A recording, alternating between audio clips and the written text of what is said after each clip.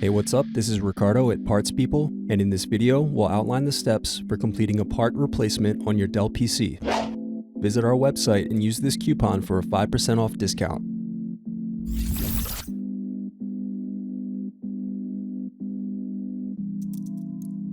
Use thin object to peel off screw covers. Now unscrew and remove base cover.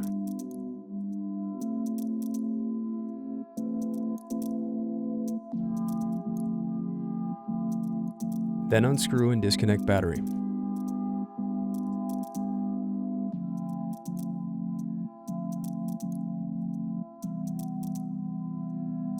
Now unscrew and remove bracket. Then disconnect display cables.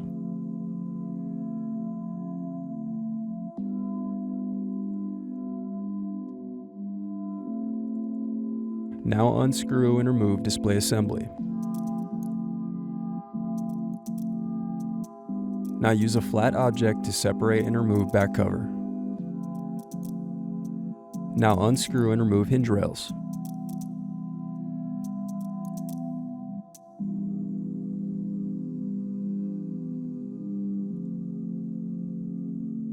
Thanks for watching. Don't forget to like and subscribe if you enjoyed this video.